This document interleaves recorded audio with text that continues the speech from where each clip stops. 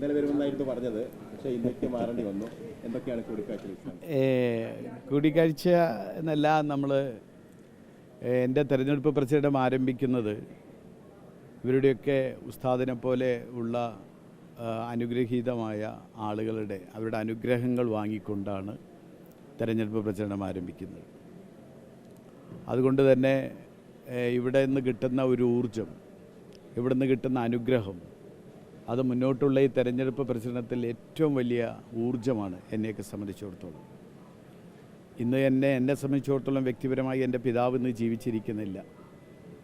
അതുകൊണ്ട് തന്നെ എൻ്റെ പിതാവിനെ സ്നേഹിച്ചിരുന്ന, എൻ്റെ പിതാവിനോടൊത്ത് സ്നേഹം പങ്കിട്ടിരുന്ന ആളുകളെയൊക്കെ നേരിട്ട് കണ്ട് അവിടെയൊക്കെ അനുഗ്രഹം വാങ്ങുക എന്നത് തന്നെയാണ്.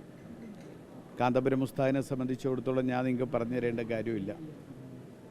അദ്ദേഹത്തിൻ്റെ ഉസ്താദിൻ്റെ ഒരു അനുഗ്രഹം ലഭിക്കുക എന്ന് പറയുന്നത് തന്നെ ഒരു വലിയ കാര്യമാണ്, ഒരു വലിയ ഊർജമാണ്. അതിനു വേണ്ടിയിട്ടാണ് ഇവിടെ വന്നിട്ടുള്ളത്. അല്ല, അങ്ങനെയല്ലല്ലോ. നമ്മൾ ഒരു അനുഗ്രഹം വാങ്ങുക എന്നതാണ് എന്നെ സംബന്ധിച്ചിടത്തോളം ഉള്ളത്. അതിനു വേണ്ടിയിട്ടാണ് ഇവിടെ വന്നിട്ടുള്ളത്. മറ്റൊരു കാര്യം, ഇപ്പോൾ പി.വി. അൻവർ മാത്രമേ കാണുകയും എങ്ങനെയാണ് ആര്യാടൻ ഷൗക്കത്ത് സ്ഥാനാർത്ഥിയായി എന്നുള്ള കാര്യത്തിലൊക്കെ അദ്ദേഹം ചില സംശയങ്ങളൊക്കെ പ്രകടിപ്പിക്കുന്നത്. എങ്കിൽ പോലും അദ്ദേഹം പറയുന്നത് കുളം കലക്കാനില്ല എന്നാണ് അദ്ദേഹം പറഞ്ഞത്.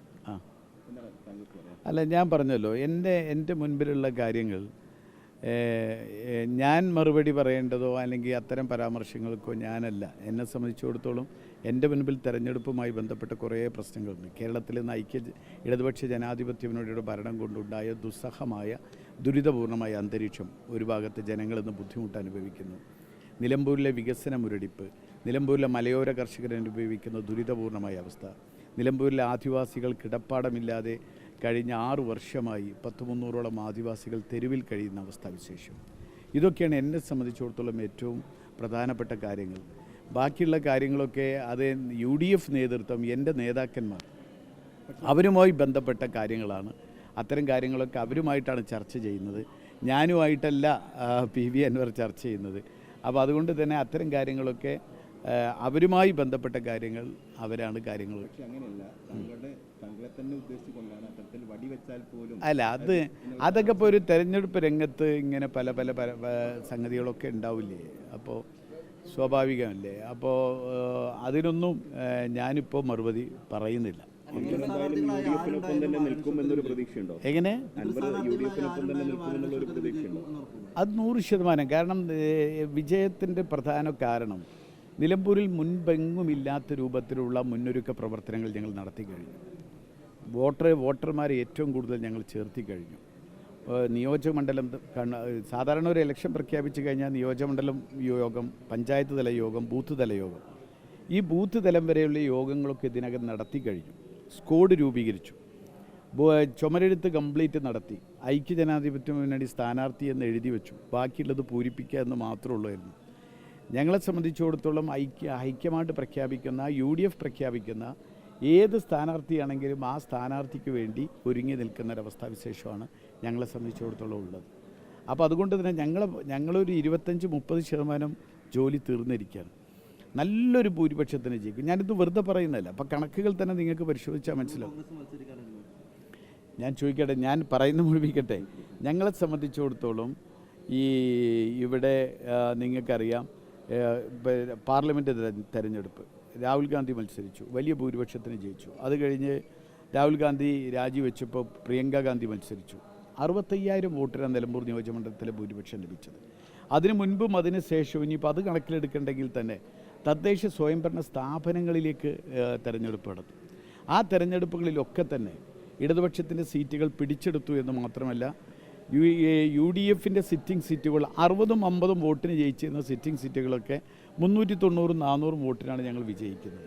എല്ലാം കൊണ്ടും കഴിഞ്ഞ കാലത്തെ തെരഞ്ഞെടുപ്പുകൾ നിങ്ങൾക്ക് പരിശോധിച്ചാൽ തന്നെ നിങ്ങൾക്ക് മനസ്സിലാവും ഒരു വലിയ വിജയം UDFനെ കാത്തിരിക്കുന്നു എന്നത്. പിന്നെ മാത്രമല്ല, എല്ലാവരുടെയും പിന്തുണ ഈ കാര്യത്തിൽ. നിലമ്പൂരിലെ വികസന മുരടിപ്പ്, അതിനൊരു പരിഹാരമുണ്ടാവണം. കഴിഞ്ഞ 3.5 പതിറ്റാണ്ട് കാലമായി എൻ്റെ പിതാവും അതേപോലെ മറ്റു UDFൻ്റെ നേതാക്കന്മാരുമൊക്കെ നടത്തിയിട്ടുള്ള വികസന പ്രവർത്തനങ്ങൾ, ആ വികസന പ്രവർത്തനങ്ങൾ UDF ഗവൺമെൻറ് മാറിയതോടുകൂടി അത് മുരടിച്ച് നിൽക്കുക. നിരവധി കാര്യങ്ങളുണ്ട്. അതിനൊക്കെ ഒരു തുടർച്ചയുണ്ടാവണം എന്നതാണ് എല്ലാവരും ഇവിടെ തന്നെ തെരഞ്ഞെടുപ്പ് തന്നെയാണ് പ്രധാനപ്പെട്ട കാര്യം. കാരണം പാർലമെന്റ് തെരഞ്ഞെടുപ്പിൽ നിലമ്പൂരിൽ വലിയ തരത്തിൽ ഭൂരിപക്ഷം വർദ്ധിപ്പിക്കാൻ കഴിഞ്ഞു, വോട്ട് ശതമാനം വർദ്ധിപ്പിക്കാൻ കഴിഞ്ഞു. അത് PV അൻവറിൻ്റെ കൂടി ബലത്തിലാണ് എന്നുള്ള അവകാശവാദമാണ് അദ്ദേഹം ഉന്നയിക്കുന്നത്. അത് ഞാൻ പറയട്ടെ, ഞാനിപ്പോൾ അതിനൊന്നും മറുപടി പറയുന്നില്ല. പിന്നെ ഒരു തെരഞ്ഞെടുപ്പാകുമ്പോൾ മുഖ്യ ശത്രു എന്നല്ല, അപ്പുറത്ത് മത്സരിക്കുന്നത് ആരാണോ അവർക്കെതിരെ ആരെല്ലാം ചേർത്ത് പിടിച്ചുകൊണ്ട് മുന്നോട്ട് പോകാൻ കഴിയും, അതിനായിരിക്കും ശ്രമിക്കുക എന്നതാണ്. ഓക്കെ, എങ്ങനെ ഞാൻ പറഞ്ഞതിൽ എല്ലാം ഉണ്ട്.